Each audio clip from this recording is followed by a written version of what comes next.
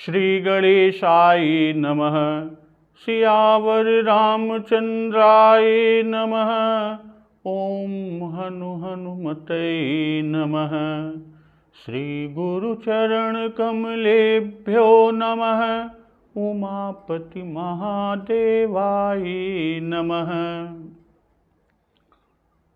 गुरु जी की आज्ञा पर कि चलहु बेगी, कि जल्दी शीघ्रता कीजिए, बारात को तैयार कीजिए, तो राजा दशरथ जी भरत जी को बुलाकर और उनसे कहते हैं कि तैयार हो, सबको तैयार करो और जल्दी बारात को लेकर चलना है।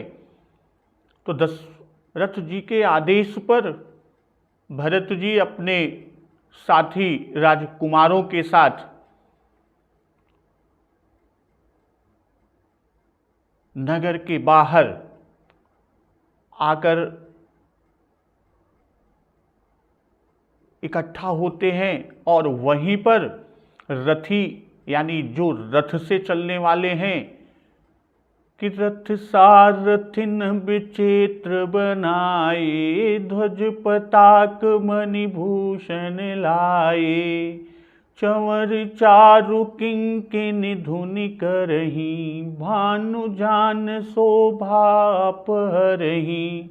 कि साथियों ने ध्वजा पताका मणि और आभूषणों को लगाकर रथों को बहुत विलक्षण बना दिया और उनमें सुंदर सुंदर चंवर लगे हैं, घंटियां सुंदर शब्द कर रही हैं और रथ ये इतने सुंदर हैं मानो सूर्य के रथ की शोभा को छीने लेते हैं, उनको छीन रहे हैं। और इसी तरह श्रेष्ठ हाथियों पर सुंदर अंबारियां पड़ी हैं। जिस प्रकार वो हाथियों को सजाया गया है उसका वर्णन नहीं किया जा सकता। अब मतवाले हाथी घंटों से सुशोभित होकर घंटे बजाते हुए चलते हैं, मानो सावन के सुंदर बादलों के समूह गरजते हुए जा रहे हों। और उसके साथ साथ कि वाहन अपर अनेक विधाना, शिबिका सुभग सुखासन जाना। कि सुंदर पालकियां सुख से बैठने योग्य जो कुर्सी नुमा होते हैं और रथ आदि भी अनेक प्रकार की सवारियां हैं जिन पर श्रेष्ठ ब्राह्मणों के समूह चढ़कर चले और मानो सब वेदों के छंद ही शरीर को धारण किए हुए हैं। तो इस तरह कि सबके उर निर्भय हरसु, पूरित पुलक शरीर, कबहि देखिबे नयन भरी, राम लखन दो वीर। तो इस तरह सबके हृदय में अपार हर्ष है और सबका शरीर पुलक से भरा हुआ पुलकायमान है और सबको एक ही लालसा लगी है कि हम श्री राम और लक्ष्मण जी यानी दोनों भाइयों को नेत्र भरकर कब देखेंगे। तो इस तरह बाराती नगर के बाहर जहां भरत जी सबका इंतजार कर रहे हैं वहां पर पहुंचते हैं और उसके बाद कि गरजहि गज घंटा धुनि घोरा, रथ रव बाज हिंस चहूरा, निदरि घनहि घुर मरहि निशाना, निज पराई कछु सुनिय न काना। कि हाथी गरज रहे हैं और उनके घंटों की भीषण ध्वनि हो रही है और चारों ओर रथों की घरघराहट और घोड़ों की हिनहिनाहट हो रही है। और निदरि घनहि घुर मरहि निशाना, निज पराई कछु सुनिय न काना। कि बादलों का निरादर करते हुए नगाड़े घोर शब्द कर रहे हैं और ऐसी घोर ध्वनि है कि किसी को अपनी और पराई कोई बात कानों से सुनाई ही नहीं देती है। और राजा दशरथ जी के दरवाजे पर कि महावीर भूपति के द्वारे रज हुई जाई पखान पवारे। चढ़ी अटारिन देख ही नारी लिए आरती मंगल थारी। राजा दशरथ जी के दरवाजे पर इतनी भारी भीड़ हो गई है कि वहां अगर पत्थर फेंका जाए तो वह भी पिसकर धूल बन जाए। और अटारियों पर चढ़ी स्त्रियां मंगल द्रव्यों से सजी थालों में आरती लिए हुए देख रही हैं कि गावहीं गीत मनोहर नाना अति आनंद न जाई बखाना। और नाना प्रकार के मनोहर गीत वो स्त्रियां गा रही हैं और उनके अत्यंत आनंद का बखान का वर्णन यानी उनका बखान नहीं हो सकता है। यहां घंटा धुन घोरा, भाई हाथियों के कंठ में भारी घंटे हैं, इसी से घोर ध्वनि होती है। अचहु ओरा कहकर कि चारों दिशाओं से राजा के द्वार पर सवारियां आई हैं। जैसे भरत जी की सवारी में घोड़े हाथी रथ का वर्णन किया, वैसे ही राजा जी की सवारी में। परंतु भरत जी की सवारी में पहले घोड़े कहे तब हाथी, और राजा चक्रवर्ती महाराज दशरथ जी की सवारी में पहले हाथी कहते हैं तब घोड़े कहते हैं। तो इसको कहने के पीछे का आशय है कि इस तरह दोनों सवारों की समानता को कहा, या यूं कहें कि भरत और उनके संग के जो राजकुमार लड़के हैं, घोड़े चंचल हैं वैसे ये लड़के भी चंचल हैं, और दोनों चंचल हैं इससे लड़कों की सवारी में घोड़ों की प्रधानता बताई। और महाराज वृद्ध हैं, उनके साथी भी वृद्ध हैं, इससे उनकी सवारी में शांत हाथियों की प्रधानता को दिखाया। और निदर घन ही घुरमर ही निशाना निज पराई कछु सुनियन काना। श्री भरत जी की सवारी में वीर रस के नगाड़े बजे, इसी से वहां निशान और पनव को कहा कि हर सही सुन सुन पनव निशाना। और राजा जी की सवारी में शांत रस लिए हुए नगाड़े बजते हैं, यानी केवल नगाड़ों का बजना है। और निदर ही घन ही कहकर कि नगाड़ों का शब्द बादलों के गर्जन सा है। महाभीरु भूपति के द्वारे रज हुई जाई पखान पवारे। भाई जहां से सब सवारियां आई वहां भीड़ थी, और राज द्वार पर तो सब आकर इकट्ठा हुए, इससे यहां पर महाभीड़ हुई, भारी भीड़ हुई। अब भूपति के द्वारे भाई भरत जी के जो संगी साथी वह पुर के बाहर जाकर एकत्र हुए हैं, और राजा जी के साथी राजा जी के द्वार पर आए हैं। और द्वार पर भीड़ की स्थिति कैसी है कि रज होई जाई पखान पवारे। कदाचित पत्थर को फेंका जाए तो भी भीड़ के पैरों से वह रज यानी धूल हो जाए, धूल के कण हो जाएं।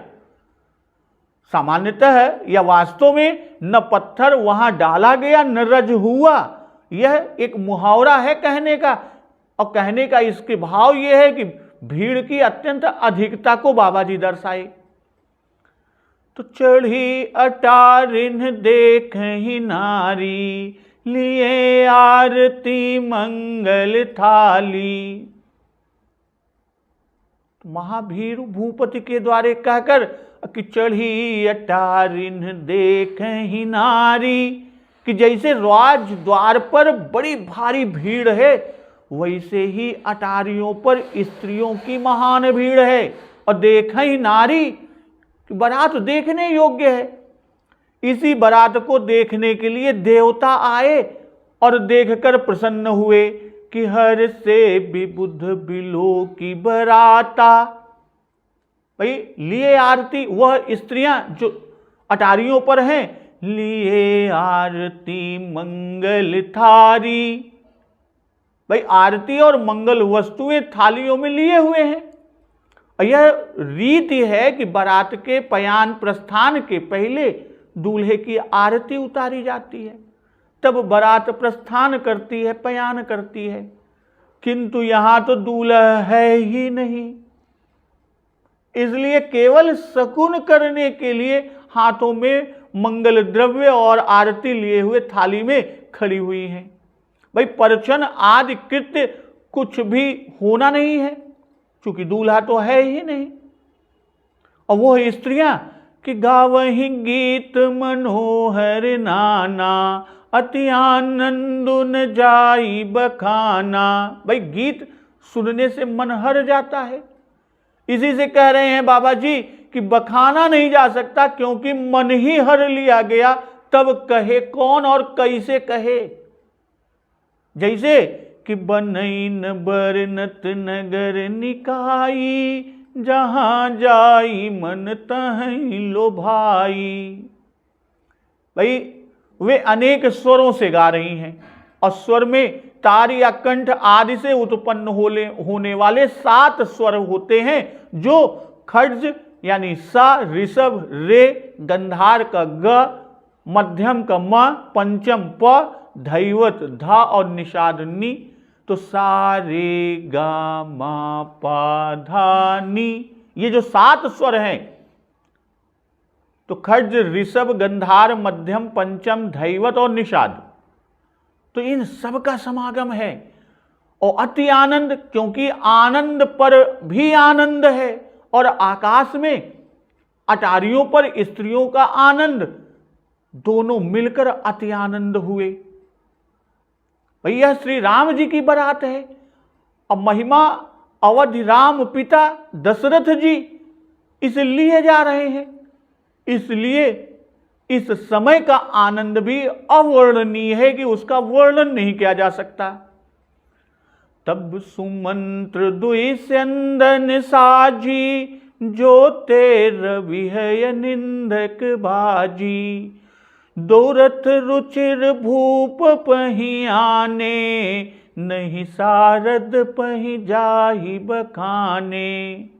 तब सुमंत्र जी ने 2 रथ सजाकर, और उनमें सूर्य के घोड़ों को भी लज्जित करने वाले, यानी सूर्य के घोड़ों को भी मात देने वाले घोड़े जोते। और दोनों सुंदर रथों को वे राजा के पास लेके आए। कौन?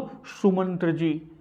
और उन रथों की स्थिति ऐसी है, सुंदरता ऐसी है कि नहीं सारथ पही जाहि बखाने, कि सरस्वती जी से भी उनका वर्णन नहीं हो सकता। राज्य समाज एक रथ साजा, दूसर तेज पुंज अति भ्राजा। और उनमें एक रथ तो राजसी समान से सजाया हुआ है, राज समाज एक रथ साजा, और दूसर तेज पुंज अति भ्राजा। और दूसरा जो तेज पुंज यानी तेज के समूह, यानी अत्यंत शोभायमान है। तो तेहि रथ रुचिर वशिष्ठ कहूं, हरसि चढ़ाई नरेश। आप चढ़ऊ स्यंदन सुमिरी, हर गुर गौरी गणेश। तो उस सुंदर रथ पर चक्रवर्ती महाराज दशरथ जी ने हर्षपूर्वक श्री वशिष्ठ जी को सवार करके पहले वशिष्ठ जी को बैठाया, और तब आप भी स्वयं भी हर गुरु और गौरी गणेश का स्मरण कर रथ पर चढ़ते हैं।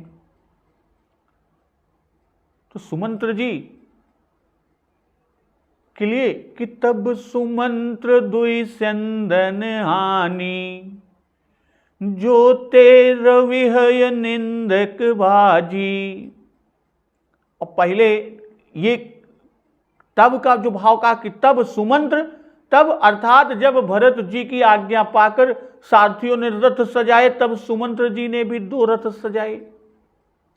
और साजी कहकर कि रथ की विचित्रता को बता रहे हैं कि जैसे और सारथियों ने सजाया वैसा ही सुमंत्र जी ने भी सजाया।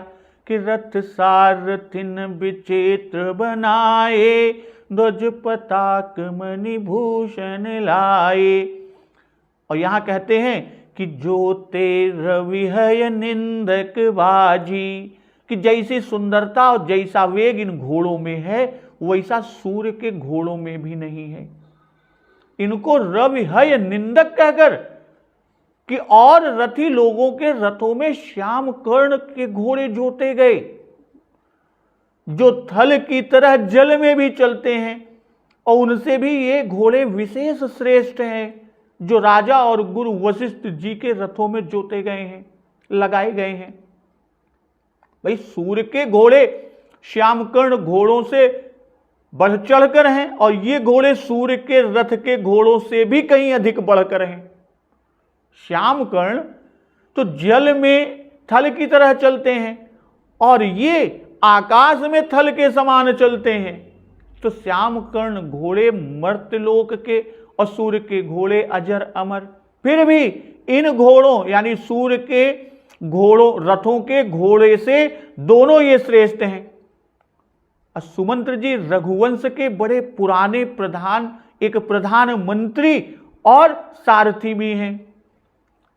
अदो रथ रुचिर भूप पही आने, नहीं सारद पही जाहि बखाने। भाई अन्य सारथियों ने रथों को सजाकर रथियों को बुलाया था कि अस्त्र शस्त्र सब साजु बनाई, रथी सारथिन लिए बुलाई। भाई सुमंत्र जी रथों को सजाकर राजा जी के पास ले आए, और वो रथ कि नहीं सारद पही जाहि बखाने, कि उन्हें सूर्य के रथों से भी सुंदर कहा कि भानु जान शोभा अपहरहि। और राजा के रथ की तो कोई उपमा ही नहीं है, सरस्वती ही सबकी जीवा पर बैठकर कहलाती है। और जब स्वयं सरस्वती ही कोई उपमा नहीं दे सकती तो कोई कवि, और वो भी मनुष्य मर्त्यलोक का कवि, कहां से कह सकता है। भाई शारदा मां ब्रह्मलोक की हैं, इसलिए इनकी असमर्थता दिखाकर कहकर बाबा गोस्वामी तुलसीदास जी रथ को समस्त ब्रह्मांड के रथों से अधिक दिव्य और अलौकिक बताई।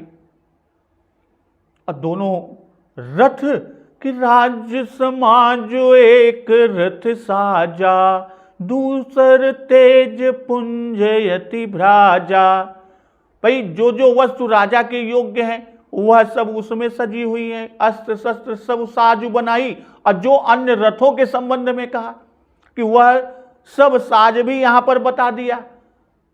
और उससे अधिक जो और खास राजा जी के संबंध से संबंधित सामग्री रखने योग्य है वह भी दर्शा दिया कि राज समाज यानी धनुष बाण तरकस गदा कवच आदि सब वीरों की सामग्री। और उसके बाद कि चंवर छत्र सूर्यमुखी पानदान पीकदान अतरदान गुलाब पास चौखड़े चंगड़े राजसी भूषण वसन आदि यानी सारे राजसी पदार्थ। अदूसर तेज पुंजयति भ्राजा, और यह गुरु महाराज जी के लिए है, तेज पुंज है, इसमें अग्निहोत्र की सामग्री रखी गई है। भाई राजा का रथ राजस सामग्री से भ्राजा अर्थात सुशोभित हुआ, और मुनि का रथ सात्विक सामग्री से अति भ्राजा है, अत्यंत सुशोभित है। भाई रथियों के रथ से राजा का रथ विशेष, और राजा जी के रथ से मुनि यानी गुरु श्री वशिष्ठ जी का रथ विशेष है। तेहि रथ रुचिर बशिष्ठ कहूँ, हरस चढ़ाई नरेश, आप चढ़ऊ चंदन सुमिरी हर गुर गौरी गणेश। भाई हर्ष चढ़ाई, क्योंकि गुरु सेवा हर्ष पूर्वक ही करनी चाहिए। या ये भी समझें कि पयान समय प्रस्थान के समय हर्ष का होना एक शकुन भी है। तो राजा जी ने गुरु जी का हाथ पकड़कर उनको रथ पर चढ़ाया, और सुमंत्र जी ने राजा की सेवा की कि रथ सजाकर राजा जी के सामने लाकर किया और राजा जी ने मुनि की सेवा की कि स्वयं उनको रथ पर चढ़ाया और फिर आप चढ़ो चंदन सुमेरी हर गुर गौरी गणेश। भाई राजा जी ने पयान के समय, प्रस्थान के समय पंचदेवों का स्मरण किया, तो इनमें से 3 हर, गौरी और गणेश तो स्पष्ट ही हैं। सूर्य और विष्णु, इन 2 को गुर शब्द से बाबा गोस्वामी दास जी कह रहे हैं। गुरु जो है वो विष्णु कि गुरु तमो धाम सत्य सत्य पराक्रम है, शास्त्र नाम में उल्लेख है, और गुरु सूर्य को भी कहते हैं। तो इस तरह पंचदेव हुए। तो इन पंचदेवों को स्मरण कर राजा जी रथ पर आरूढ़ हुए। तो सहित वशिष्ठ सोह नृप कैसे सुर गुर संग पुरंदर जैसे कर कुल रीति वेद विधिराऊ देख सबहि सब भांति बनाऊ। भाई वशिष्ठ जी के साथ जाते हुए राजा दशरथ जी कैसे शोभित हो रहे हैं, तो कहते हैं सुर गुरु संग पुरंदर जैसे, कि जैसे देवगुरु बृहस्पति जी के साथ इंद्र विराजित हो, इंद्र सुशोभित हो रहे हैं। अकर कुल रीति वेद विधिराऊ देख सबहि सब भांति बनाऊ।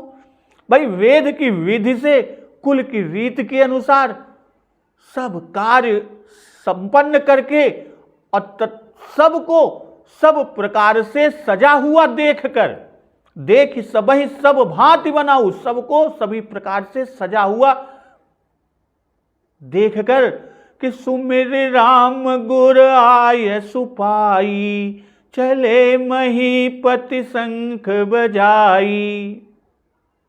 भाई श्री राम जी का स्मरण करके और गुरु जी की आज्ञा पाकर पृथ्वीपति दशरथ जी शंख बजाकर चले।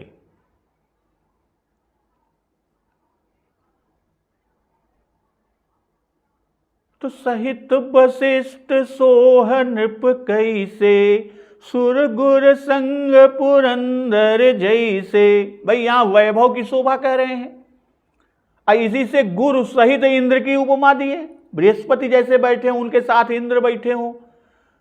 और वैभव की शोभा का कथन करने का भाव कि गुरु की सेवा से ही वैभव की प्राप्ति होती है, कि जे गुरु चरण रेणु सिर धरही ते जनु सकल विभव बस करही।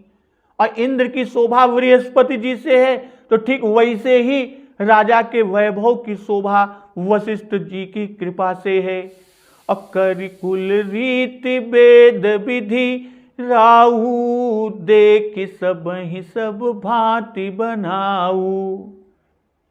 भाई रथ पर चढ़ने के पश्चात सारे कुल रीति वेद विधान करना कि कोई साधारण रीति और रस्म रही होगी जो राजा जी रथ पर बैठे बैठे ही कर लिए। और इसी तरह बारात से लौटने पर माताओं का वेद की विधि और कुल की रीति करना कहा कि निगम नीति कुल रीति करी अर्घ पावड़े देत। तो इस तरह कुल की रीति वेद विधि से करके देख सबहि सब भांति बनाऊ। भाई भरत जी सवारी के निकास में हाथी घोड़े रथों का वर्णन, और यहाँ राजा जी की सवारी में भी वही सारे वर्णन। तो वहां जो बेसर ऊंट वृषभ बहु जाति चले वस्तु भरी अगणित भांति। अकोटिन कांवर चले कहारा विविध वस्तु को बर नहीं पारा। चले सकल सेवक समुदायी निज निज साज समाज बनाई। तो देख सबहि सब भांति बनाऊ, यानी सबको देखकर कि सब सजे बजे हैं और सारी चीजें व्यवस्थित हैं उस पर। तो सुमिर राम गुर आय सुपाई चले महीपति शंख बजाई। भाई जैसे सबको श्री राम दर्शन की लालसा है कि कबहि देखिबे नयन भरी राम लखन दो भाई। राम लखन दो वीर, भाइयों को वीर कहा। तो वैसे ही राजा के हृदय में भी इसी से श्री राम जी का स्मरण किया कि चल कर देखेंगे। तो यह माधुर्य में वात्सल्य भाव का स्मरण है, या यूं कहें कि ऐश्वर्य भाव से स्मरण किया। जैसे कि लरिका श्रमित उनीद बस शयन करावहु जाय, अस कहि गे विश्राम गृह राम चरण चितुलाई। जन्म के समय भी कहा गया कि मोरे गृह आवा प्रभु सोई। भाई यात्रा का समय है तो श्री राम स्मरण युक्त ही है कि इस समय श्री राम जी का स्मरण हो आने से उतावली हुई कि कब पहुंचकर राम जी का दर्शन करें, इसलिए तुरंत गुरु की आज्ञा लेकर चलते हुए तो शंख बजाई कि चले महीपति शंख बजाई। तो शंख वाद्य मांगलिक है और इसी से मंगल के समय में शंख बजाकर चलते हैं। तो हर से विबुध बिलो की बराता, बरस ही सुमन सुमंगल दाता। भाई बारात को देखकर देवता हर्षित हुए और सुंदर मंगलदायक फूलों की वर्षा देवता करने लगे। भाई हर से देवता जब प्रसन्न होते हैं तब मंगल करते हैं, और यही यहां पर बाबा जी दिखा रहे हैं कि देवता हर्षित हुए, इसी से बरसहि सुमन सुमंगल दाता, असुंदर मंगल दाता फूलों की वर्षा करते हैं। भाई जब हर्षित हुए तब फूल बरसाए, कि जैसा हृदय है वैसा ही कृत्य कर रहे हैं। हृदय वर्ष से फूला है, इसी से फूल को बरसाया है। भाई बारात देखकर फूल बरसाना कि बारात भर में पुष्पों की वृष्टि मंगलदायक है, और इसी से देवता समय समय पर पुष्पों की वर्षा करते हैं। जब और सब सवार निकले तब देवताओं ने फूल न बरसाया, और जब राजा निकले तभी फूल को बरसाया। क्यों? क्योंकि तब हर्षित हुए और तब फूल को बरसाए। इसका कारण कि राजा जी सभी में प्रधान हैं, मुख्य हैं, और राजा का चलना सबका चलना है। इसी से प्रधान के चलने पर फूलों की वृष्टि देवताओं द्वारा किया गया। तो भयउ कुलाहल है गय गाजे, व्योम बरात बाजने बाजे। तो बड़ा शोर मच गया, घोड़े और हाथी गरजने लगे, और आकाश में और बारात दोनों जगहों पर बाजे बजने लगे कि व्योम बरात बाजने बाजे। व्योम यानी आकाश में, और बारात में, दोनों जगह एक साथ बाजे बजने लगे। जब चारों ओर से हाथी घोड़े रथ चले तब बड़ा भारी शोर हुआ। भाई जब राज द्वार पर आकर सब इकट्ठे हुए और नगाड़े बज चुके, तब वह कुछ समय के लिए कोलाहल बंद हो गया। राजा जी जब कुल की रीति और वेद की रीति किए तब कोलाहल बंद था, और अब जब राजा जी मंगल शंख बजाकर चलते हैं तब पुनः सब चले और सब बाजे बजे, इसलिए कोलाहल हुआ। और उसका कारण कि जिससे कोलाहल हुआ उसे कहते हैं कि है गए गाजे। भाई हाथी घोड़ा आदि के बोलने के शब्द, आकाश और पृथ्वी पर बाजों के शब्द सर्वत्र गूंज उठे, और ऐसी ध्वनि कि अपनी पराई कुछ बात सुनाई नहीं देती।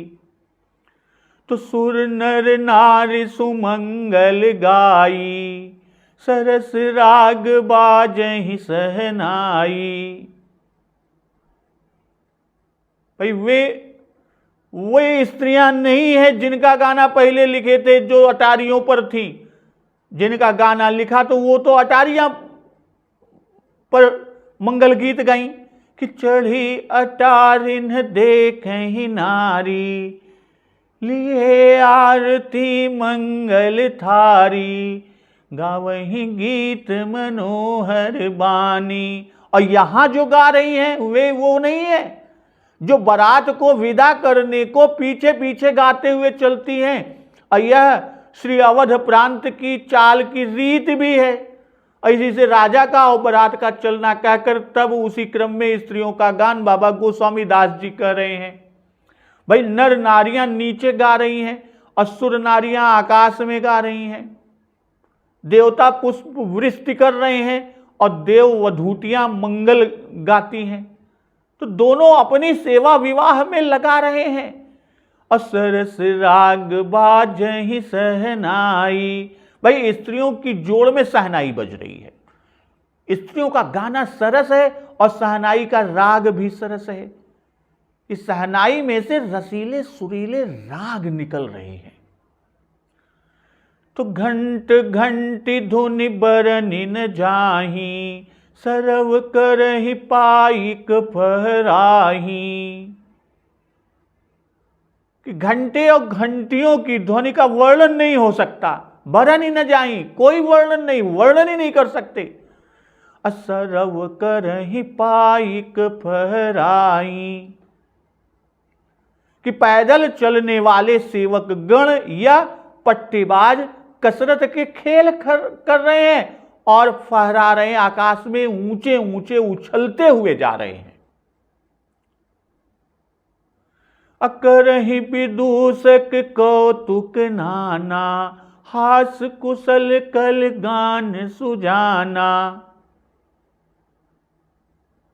और हंसी करने में निपुण और सुंदर, गाने में चतुर विदूषक यानी मस्खरी करने वाले मस्खरे तरह तरह के तमाशे कर रहे हैं। हाथियों की घंटों और रथों की घंटियों की ध्वनि बरन ही न जाही कहकर घोर ध्वनि को बता रहे हैं कि घंट घंटी धुनि बरनि न जाही, सरव करहि पाइक फहराई। कि इन हाथियों के घंटे और रथों में लगी घंटियों की ध्वनि का वर्णन ही नहीं हो सकता। उसके साथ घोड़ों की हिनहिनाहट, हाथियों का चिघाड़ना और सारी ध्वनियों का एक साथ मिलकर महाघोर ध्वनि हो रही है। और करहि विदूषक कौतुक नाना, हास कुशल कल गान सुजाना। भाई अच्छे विदूषकों में 3 गुण दिखा रहे हैं, जो अनेक कौतुक यानी तमाशे दिखावें, गंभीर पुरुषों को भी जो हंसा दें और गाना भी जानते हो वही पूरे भाण हैं। तो ये तीनों में विशेष हैं। अनेक कौतुक जानते हैं, हास में कुशल हैं, गान में सुजान हैं। भाई कौतुक करना कहकर हास कुशल कल गान सुजाना। भाई ऐसा कौतुक करते हैं कि हंसी आ जाती है और ऐसा सुंदर गान करते हैं कि सुनकर हंसी आ जाती है। और गान में सुजान कहने का भाव जो है कि सब में जानकार हैं और गान में तो सुतम सुपरम यानी जानकार हैं। स्वर बहुत सुंदर है, बहुत ही मधुर है, गला बहुत अच्छा है और सुजान से गान के कला के पूरे जानकार को बाबा जी बता रहे हैं। तो तुरग न चावहि कुंवर बर, अकन मृदंग निशान। नागर नट चित वही चकित, डगहिन ताल बधान। भाई सुंदर राजकुमार मृदंग और नगाड़े के शब्द सुनकर घोड़ों को उन्हीं के अनुसार इस प्रकार नचा रहे हैं कि नागर नट चित वही चकित, डगहिन ताल बंधान। कि वे ताल के बंधान से जरा भी टिकते नहीं। और जो चतुर नट चकित होकर यह देख रहे हैं किस तरह नचा रहे हैं। भाई राजा की सवारी अब पुर के बाहर पहुंच गई कि फेर ही चतुर तुरग गति नाना, हर सही सुन सुन पनव निशाना। तो पणव और नगाड़ों यानी मृदंग और नगाड़े की शब्द सुनकर वीरता के घोड़ों को फेर रहे हैं और अब मृदंग निशान सुनकर नचा रहे हैं। कुंवर बर कहा, अचितवहि चकित, कि आश्चर्य मानते हैं, क्योंकि यह काम स्वयं आप ही नहीं कर सकते। डगहीन, कि चूकने की कौन कहे, डगते भी नहीं। और आश्चर्य से देखते हैं कि मृदंग की पड़न पर हम लोग नहीं नाच सकते और ये उस घोड़ों को नचा रहे हैं।